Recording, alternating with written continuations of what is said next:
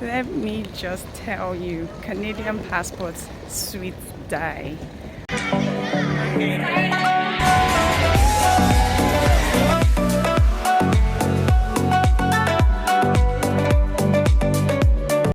Hello, so I'm on my way to the hospital to get my COVID-19 test done.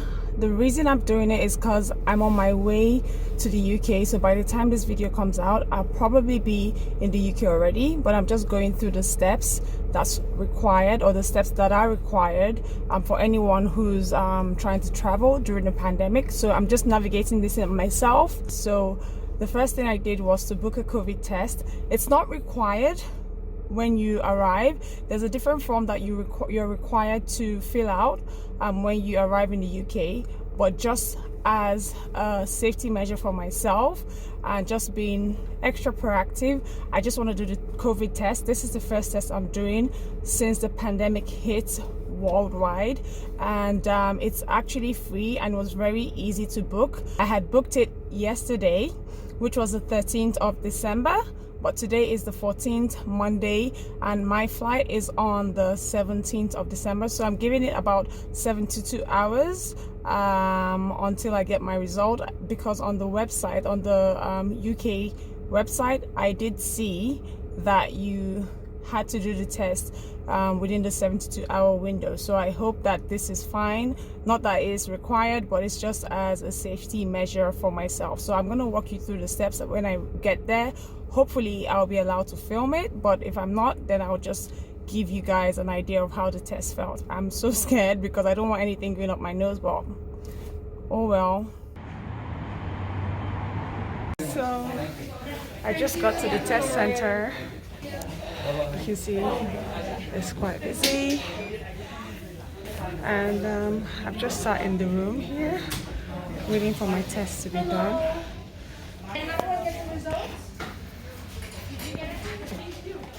So I just got this on my finger. Is it for my temperature? Yes. My mouth? Yes. Open your mouth.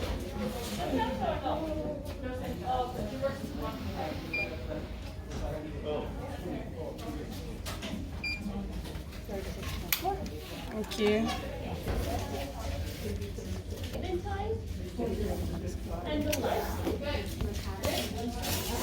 5 seconds only, okay? Okay. 1, 2, 3, 4, 5. There you go. Put your mask on, please. So just check your result on my chart. Okay. And you're good to go. Thank you so much. So that was really quick, and I don't even know what to say about that experience. It was uncomfortable. Quick. It was quick, but it was quick and uncomfortable. So yeah, she says to check my email in a couple of days. I think I was just still very in shock by what just happened. I didn't even hear how many days I had to check my email. So what I have to do is, oh, look at that sunset, it's so pretty. I'm gonna have to call them just to get the time that I need to check. I'll keep checking my emails, but I just have to call them to find out when the results will come in. So yay, and shout out to that health practitioner who was kind enough to let me film, because I did ask for permission. I was like, is it okay if I film? And she was okay with it, but she said she was gonna cover me because she didn't want like everyone else to see that I was filming, because it's not allowed. So I'm happy she allowed me film it. I'm so happy. Again, shout out to the nurse or the health practitioner, I don't know what exactly she does, who was gracious enough to let me film. I did ask for permission prior to filming, because I feel like that's just civil to do, just given the circumstances. And she was gracious enough for me to film. And at a point she said, you know what, I'll cover you because they shouldn't be seeing you filming, but I'll cover you and you can film and you can like lower your camera. And I felt like that was so sweet, because imagine having to do COVID tests every day for every hour, how uncomfortable that would be for you, and how stressed and frustrated that it may possibly make you. And to just be kind enough and thoughtful enough to allow me film something that was useful to me. I really appreciate people like that, and I wish her the best. Obviously she'll never probably see this video, but I wish her the best in her life, work wise and in her personal life. She's such a sweet woman. Hi, today's the day of my flight. I'm running late in typical fashion. Not late, I still have like 4 hours until my flight. So what I'm about to do is just go print my passenger locator form, which is the form you're required to complete 48 hours prior to landing in the UK. So I did that yesterday and I didn't even realize I had to print it, but I'm going to my friend's house now to print that form and I'll be heading to the airport. So man, I'm exhausted. The reason I'm exhausted is, I don't know if anyone else does this, but on the day I travel or the day prior to my flight, or if I'm leaving my house, I tend to clean my house like from top to bottom. So I've mopped everywhere, washed the bathroom, done all my laundry, like changed the sheets, because I want to always come back home, like come back out. I'm out of breath. Because I always want to come back home to a clean house. I don't know if it's just me or if, many people do this kind of thing. But anyways, yeah, I'm so excited.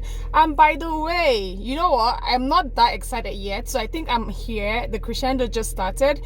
The reason being, I'm Canadian, right? So this is the first time I'm traveling out of the country with my blue passport. So I'm so excited about that. And you know what? The thing is, I didn't want to go to the UK as the first country with my Canadian passport. I plan to go to some other country, but anyways, I'm going to spend the holiday with family and friends, so no biggie. But I'm super excited because I just, that feeling of going through the UK border, whatever they are, border force, and just not having to over explain yourself, hopefully, and not requiring a visa. Let me tell you, the visa life is struggle life. So this is a first for me and I am pretty excited. So the time is 4:30 now. It's still kind of bright, which is kind of shocking to me, to be honest.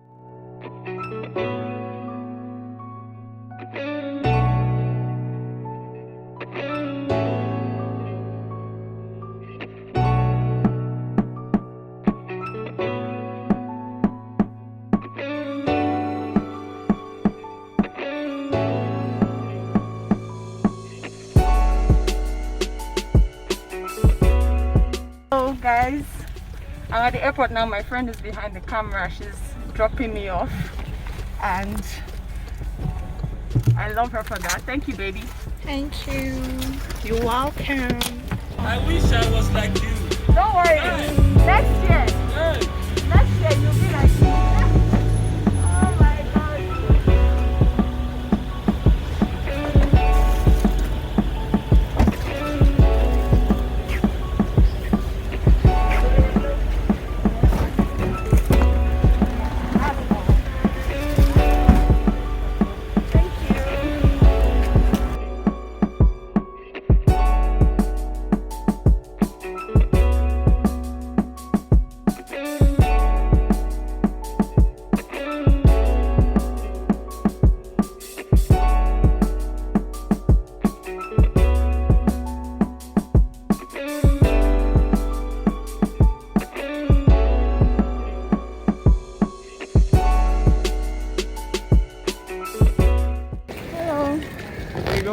Going to the UK.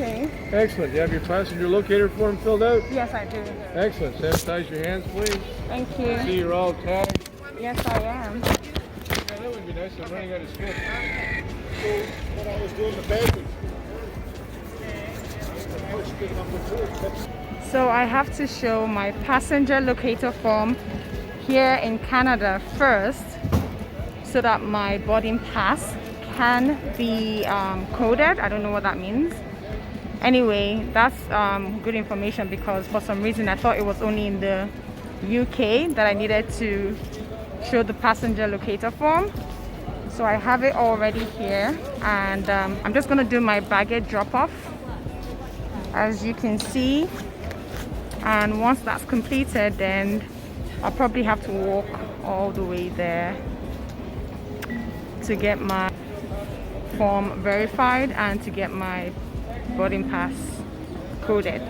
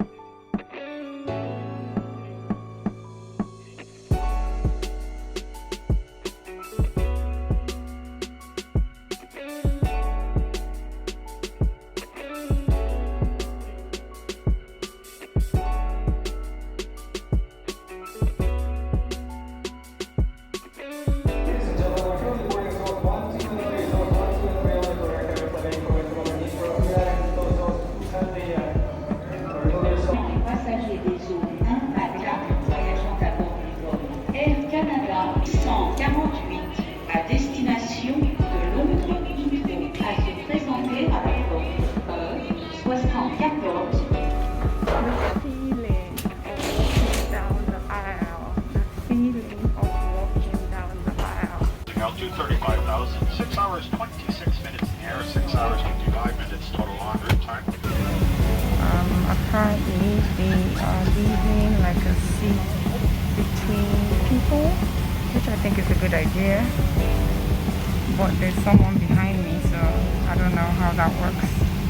Anyways, as usual, I take the window seat.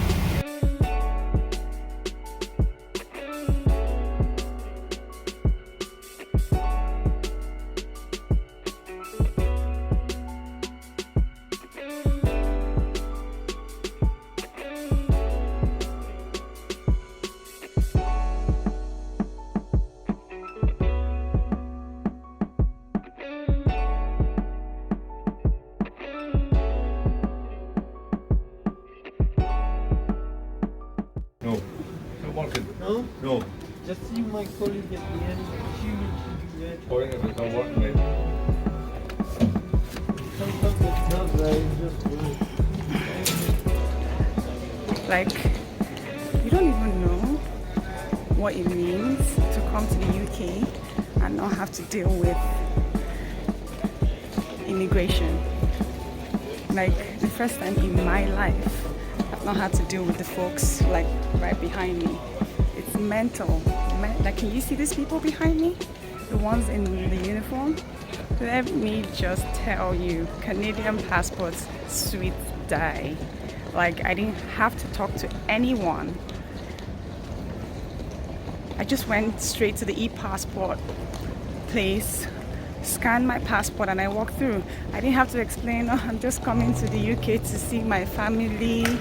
I'm just coming for 2 weeks, please. I'm not going anywhere.